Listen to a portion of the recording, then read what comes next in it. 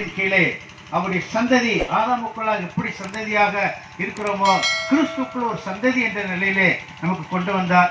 அதன் அடிப்படையில் நான் இன்றைக்கு நீங்க சபை மூப்பர், சபை ஊழியர், சபை விசுவாசி, சபையினுடைய நிர்வாகி அதெல்லாம் நீங்க தள்ளிட்டு ஒரு குடும்பம் என்ற ஒரு பார்வையை நான் பார்ப்போம். நீங்க என்ன போட்டு விசுவாச குடும்பம் என்று பார்க்கும் பொழுது குடும்ப என்று நீங்கள் பார்த்தில்லானால் தகப்பன் இருக்கிறார், தாய் இருக்கிறார்கள், பிள்ளைகள் இருக்கிறார்கள், பேர பிள்ளைகள் இருக்கிறார்கள், முதியோர்கள் இருக்கிறார்கள். பாருங்கள், சுற்றம் சூழ இருக்கக்கூடிய அனைத்து உறவுகளும் இருக்கிறது. இந்த ஒரு பார்வை இன்னைக்கு தேவன் நமத்திலே நமக்கு இன்னைக்கு நினைவுக்கு கொண்டு வருகிறார். விசேஷமாக விசுவாச குடும்பத்தார் என்ற ஒரு பார்வையை நாம் பார்க்கும் பொழுது ஏன் அந்த வார்த்தையை கர்த்தர் பயன்படுத்துகிறார் என்று பார்த்தால் 1 கொரிந்தியர் நிருபம் 4வது அதிகாரம் 15வது வசனத்தை ஒரு வாசிக்கலாம். ஒன்று கொஞ்சம் 4ஆயிரம் 15வது வசனத்தில் விதமா வாசிக்கிறோம்.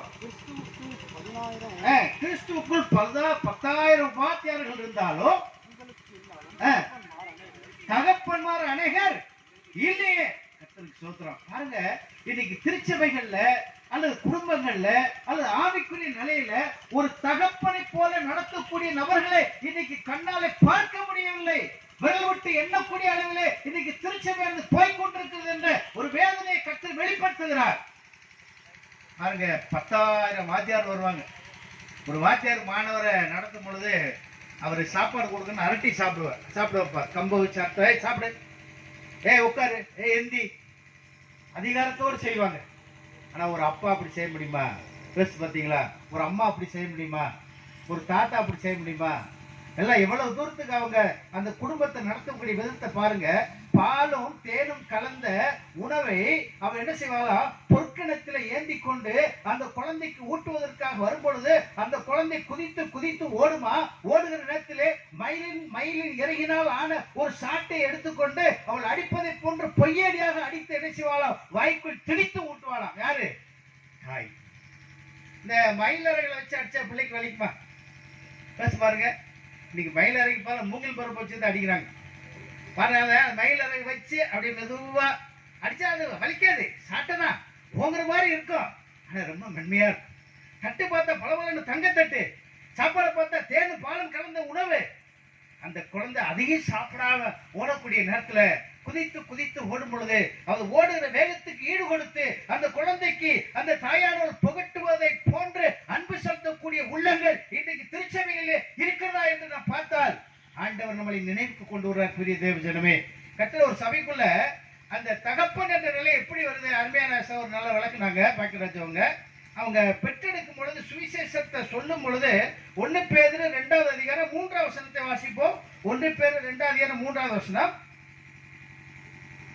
1 பேதுரு 2:3. நீங்கள் வளரும்படி புதிதாய் பிறந்த குழந்தை. தெரிஞ்சுங்க, நம்ம ஏதோ ஏனதான இல்ல, ஒரு நியூ பார்ன் பேபி, புதுசா இன்ஃபென்ட் குழந்தைய.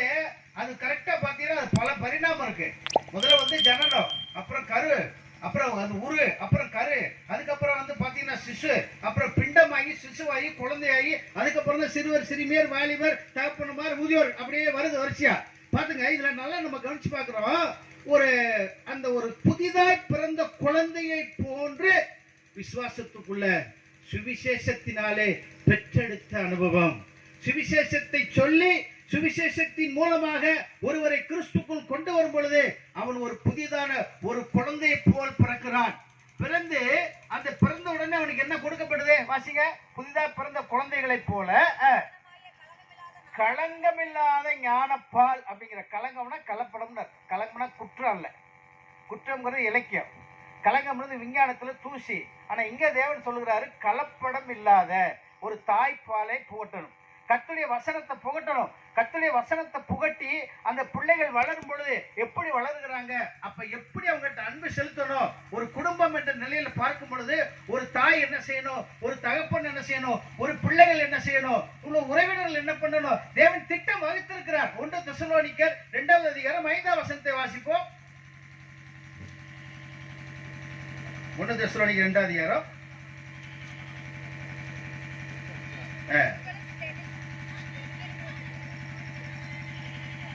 7வது வசனம் வாசிங்க அன்பு சகோதரர். 7வது வசனம். 1 உங்களிடத்தில் பட்சமாய் நடந்து கொண்டோ பால் கொடுக்கிற தாயானவள் தன் பிள்ளைகளை தாய்ங்கிறது நல்லா தெரிஞ்சுங்க. 100 வயசு ஆனா கூட தாய் தான், சந்தேகம் கிடையாது. ஒரு 100 வயசு ஒரு மானிடர் இருக்கிறார்னா அவரை பெற்ற தாயும் தாய் தான். ஆனா அதே நேரத்துல ஒரு புதுசா குழந்தை பெத்து வச்சு பால் புகட்டிக்கிட்டு இருக்கும்போது ஒரு தாய் இருக்குவாருங்க, அதுவும் தாய் தான். ஆனா அதுல ஒரு வேறுபாடு, வித்தியாசம் இருக்கிறது. நல்லா நீங்க கவனிக்கணும், நல்லா நீங்க கவனிச்சு பாருங்க. ஒரு பால் கொடுக்கிற ஒரு நிலையில் இருக்கக்கூடிய ஒரு குழந்தையை ஒரு தாயானவள் எப்படி கையாளுவாளோ அதே போல திருச்சபைகளிலே தேவனுடைய பிள்ளைகள் ஒருவருக்கொருவர் அன்பு செலுத்தும் பொழுது ஒரு பால் கொடுக்கிற தாயானவள் குழந்தையை நேசிக்கிறதை போன்று நாம் நேசிக்க வேண்டும் என்று சொல்லுகிறேன். இப்போ ஒரு குழந்தை சின்ன ஏதோ ஒரு மலம் கழிச்சிருச்சு, ஒன்னு அம்மா என்ன செய்வா, அடிப்பாளா?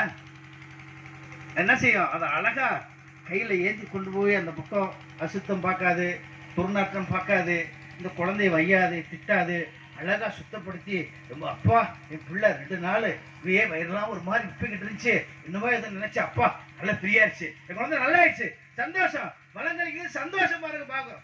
சிறுநீர் கழிச்சிடும், சந்தோஷமா ஏத்துக்கிறோம். அப்பதான் வட புது சட்டை போட்டிருப்பாங்க. சின்ன குழந்தைய வச்சிருக்கிற தகப்பனுக்கு தாய்க்கு தெரியும், நல்லா படன்னு புதுசா நல்லா அயன் பண்ணி அப்பதான் வெளிப்புறது ரெடியா வச்சிருப்பாங்க. இந்த குழந்தைய தூக்கி வச்சு அந்த சல்லுன்னு அடிச்சிடும். உடனே அதை யாராவது அவங்க இது பண்ணுவாங்களா, குழந்தைய திட்டுவாங்களா? இல்ல. அது தவறு செய்தாலுமே அதை மகிழ்ச்சியாக ஏற்றுக்கொண்டு அந்த குழந்தை என்ன செய்வார்கள், இன்னும் அதிகமாக நேசித்து அவர்கள் என்ன செய்வார்கள், சந்தோஷப்படுவார்கள்.